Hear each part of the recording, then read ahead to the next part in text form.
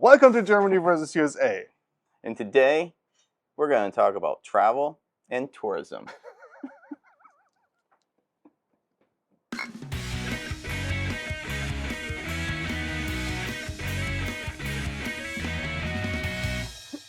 Well, since the evolution of travel, in the last couple episodes, we've always touched on like travel and how people get around. I mean, that's basically been the core of the Germany versus USA kind of like show. For nearly 20 years, I've not allowed you to talk about doorknobs. Exactly. I never get to talk about doorknobs. But since a couple weeks have passed since we last spoke here. Days, minutes. We thought we'd, get back on it and give it an entire episode. We just weren't sure YouTube was going to take off, Is that going to work out? YouTube, why didn't you take off? Are people making money on that? We're not. We're not. So we're obviously somewhere in Europe. You don't know where we are. And while being here, we talked about how time is like a really important factor in traveling, or how it really impacts on how you travel, how Europeans travel or how Americans travel, right? Yeah, I think the American mindset has always been, or historically, how do you maximize your time? Yeah. Like, how do you squeeze every last minute of that family vacation? Get things off the list, right? We're all going to have fun today. No matter what. Usually that's the German part of like, now's the time for the fun. Yeah, but you've seen a big transition over the last 4 or 5 years. I mean, to give an example, before the pandemic, only 4% of Americans had remote jobs. Mm-hmm. Okay, so then obviously you had shutdowns throughout the country. That got up, from a true remote standpoint, and not just our door is shut, just to make the distinguish there. It got into like the 40s, right? 40% of companies were doing remote. Mm-hmm. Now you've seen that tick back down into the 30s, but that's still a really, really high number. Yeah. And what that's done is it's taken the digital nomad, and it's not only for the guys and girls who are in tech or able to do that, but it's opened up to a lot of people in different industries, stages in their careers. And so what you've seen now is 25% of Airbnbs are booked for 28 days or longer. Yeah, so probably like people who are actually, vacationing and working at the same time. Correct. And kind of combining that, right? Yep. Similar in Europe. I think even though Europe has always been more, the working at home and remote work, that was the pandemic that caused it here as well. That wasn't very common back in the days, even here. But yeah, that's also taken a big step up. But at the same time, Europeans usually by default, Germany, you get usually between 20 and 30 days, 25 and 30 days of vacation a year. I think 24 or 20 is like the actual law if you work full time. Now, is that vacation days, or does that also include national holidays? No, that's just separate vacation days that you can choose yourself. How many national holidays do you have? Depends on the state. Bavaria, I hate you sometimes. But so depends on the states. They just added one in Hamburg because they were like, or in the northern states because they were just really like, southern states have so many like Catholic holidays that they're off. So we just added one that's like from Martin Luther, like so from the Reformation. Yeah, thanks, Martin. That's what he wanted. Exactly. It's a side note. But no, what is it like? Between 5 and 10 days, I think. Bavaria's like 8 or 9. So you're looking at like over a month of holiday already built in. Yeah. Where like the American, if you include national holidays, you're still under a month, right? With people's vacation being anywhere between 1 week to 2 weeks to the probation period, right? So it's a good amount of time. Yeah, but one thing to consider though that often people don't take into perspective because it's very uncommon in Germany and Europe, you take unpaid vacation. We do. Yes. That's the. I think I've heard of like 1 or 2 cases in my entire life in Germany where someone took like an unpaid vacation. They sometimes make like a sabbatical, or they take like a couple months or like 3 months or half a year off. But for people to be like, I'm gonna take 3 days unpaid vacation, I think it's very uncommon in Germany. Very, very uncommon. It is, and if you're not a salary employee, or even if you are a salary employee, depending on again your industry, sometimes you have to take that off. Now, a lot of times that's reserved, or people will do it when people are expecting because they need the extra time. That's a whole different topic, but that's expecting a baby, right? Right. Yes, expecting a baby, right? Not an Amazon delivery. No. Where's that package?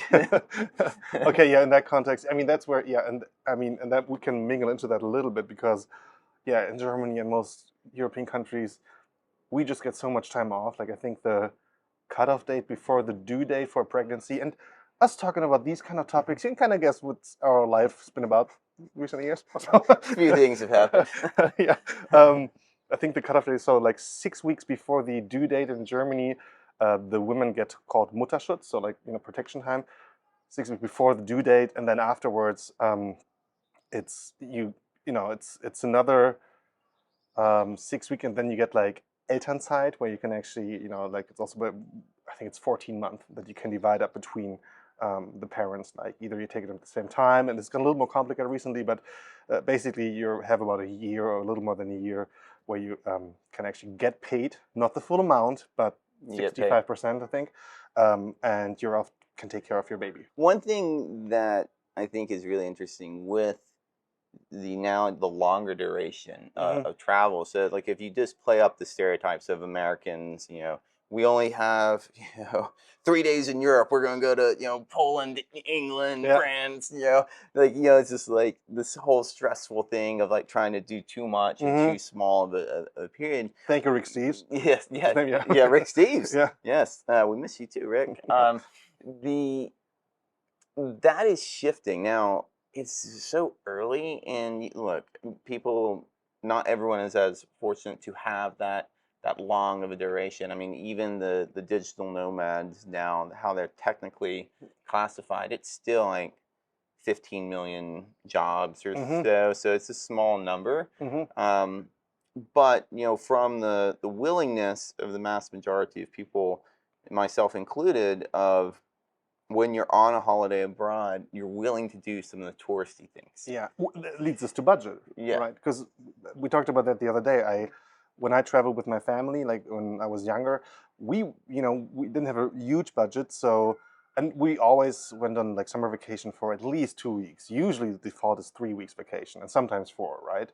But it was we went camping and stuff, so it was like it was budget traveling. And when we would go to like to cities, to Florence, to Rome or something, we wouldn't really, we wouldn't spend crazy amounts, and like, we would bring our own like sandwiches, baguettes, and just we wouldn't go out and eat stuff, or we wouldn't take a cab somewhere or something, or an Uber, which didn't exist back in the days. But we probably wouldn't. It doesn't everywhere. We probably wouldn't have spent money on that. And I think that's true for most Europeans or Germans, perhaps. Whereas my experience traveling with Americans in Europe is like their budget is a lot higher, of course, and they're super willing to just save time and have more comfort. I mean, that's an American thing, of course. From the pennies for the AC to run. But also it makes so much more sense because you just gotta, you gotta use that time. And I think that's like where it's this difficult balance of quantity, quality, but also make your time worth, right? Right. I mean, you can get into economics discussion, but if you just condense the timelines and budgets and everything, they're closer. It's just the duration is a lot different, and that's why like people are willing to like stand in really long lines to see a ruin or pay extra to go to the fast quick line, perhaps. Right, or pay extra. And so we're just in this like brand new phase where more people are having the opportunity to take a deep breath, and I'm hopeful that more industry will keep going that way, even though there has been some pullback, because America is pretty, in a lot of ways, we're really friendly and nice, but we're also very high strung in that sense of, all right, we got to like hustle. If we have the opportunity, make the most of the opportunity. Like, why are we on vacation and not out the door by like 8 a.m.? Yeah. Right, and that's not everybody, but there's some of that like built in. Yeah. One thing that we've talked about is like Americans are getting the opportunity to maybe travel a little more in this era, but how has it really changed in like I'll take it in 2 steps: the European mindset and then the German mindset of we are the same. It's one place. It's not.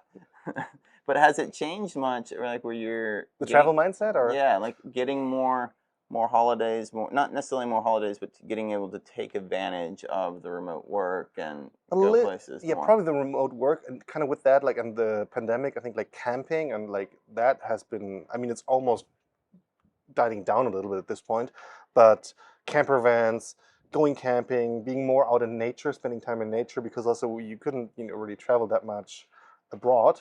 Um, that has, that has really picked up, I think. So that's definitely been true. Besides that, I mean, we're in 2024, doesn't feel that different. I think now, like, people are traveling just as much, also like further away as they did before, perhaps even more to make up for it. That's also like an interesting fact.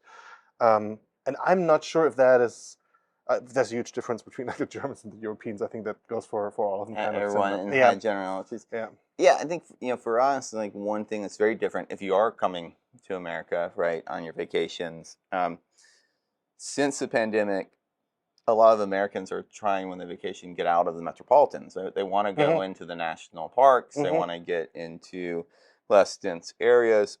And that's all been really great. But what that has actually done is like you used to just be able to show up at a national park. Yeah, you throw the little $5 bill into this like little whatever it's like mailbox. Yeah. And like trust system where you're just like, why is there no one here giving me a stamp? Right. A guy in a big bear mascot tells you not to start a wildfire, and you're like, all right. But now it's so a lot of them are really overpopulated. So it's now you have to have an appointment, you have to book ahead, you have a window of time when you'll be there. I don't know if I would go as far as saying that's bad, in the sense of like more people are getting to experience it and it's more organized. So do you think it's, sorry to interrupt, but do you think it's more people who hadn't traveled before that are traveling now, or is it that people are just traveling more often? I think it's both. Okay. I think it really is both. I mean, also if you get into the mental health discussion too, which we won't like get into it, but like too deep. But like people are saying, man, it would actually just be kind of nice to be in Yosemite today. Yes. If I can get there, I would just really like to be calling that Uber flights or something. So, but you're seeing more places visit domestically in the U.S. and more Americans traveling domestically than they have previously. Okay, well, that actually leads us to the next topic. Do you know the term like flight shame? Flight shame. I can put it together because I remember Greta and people being really angry about the airplanes. Exactly. So like German is Flugscham, so it's the embarrassment of flying because of the just environmental damage that you're causing. And I have a couple of friends who are really, they still, well, some of them actually don't fly anymore. And a few are just very, very specific about when and how they fly. So they basically say, this and next year on my vacations, I will stay in Europe and I won't fly. I'll take the train or perhaps take the car because I'm saving up my like CO2 expense kind of for a big trip I'm planning in like, 2026 or something. Do people do that, or is that, I mean, flying domestically in the States is like a necessity because the size of the otherwise you're traveling like 4 days. Yeah. So yeah, me personally, I'm not as familiar with it. Now I'm not flying around like T Swift, as often. I have to fly a lot for work though, but nothing like that. I would say like historically, and probably more of the norm is with vacations, even though they're getting more flexible, they're still really, most people like it's still like pretty tight, right? Yeah. And so you can't afford to take 3 days to get to your destination because then like your vacation's too short. And like when I mean afford, I mean in the sense of like then I can't go on the vacation. Of course. Just cutting off days. You're cutting off days. So I don't know if flight guilt is as shame. Shame. Shame. Guilt. Whatever. I don't know if it's as significant yet. But again, that's pretty. I'm sure there are people very passionate about it. And it's. I mean, the numbers don't correlate to that because more and more people are flying. There's just more flights than ever before, I think. Yeah. So like it's just a specific group, but it is like a thing. Are you telling me that me bringing my bags to the grocery store is not enough? is that not? It's not going to fix the entire environmental problem we're having, but it's going to add a little bit. It's going to help. No, look. If someone doesn't want to fly because they're worried about the environment, good for them. I don't think. I'm not going to judge them for not flying and actually protecting the environment. But I'm really close to judging. No, I think it's interesting, right? So it's very human perspective of, okay, but do you take a cruise? Like, are you going to ride a boat? Yeah, I mean, That's just as bad. Like, yeah, we talked about it. I also know people who are just like, I'm going to do all the things, like, not fly, being environmentally friendly, have like my compost in my garden, and then I go on a cruise. Yeah, it's that's not matching up. No, and so like it's just human nature, right? Like Yeah. I I don't judge them. I haven't been on a cruise, but I fly, and so I don't know. We're trading sins. That's it for today from Germany versus USA. Thank you for listening. Hope you all take it easy. Tschüss.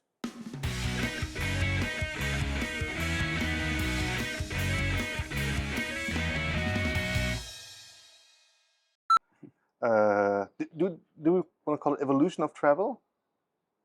What did you want to call it? I kind of like travel and tourism.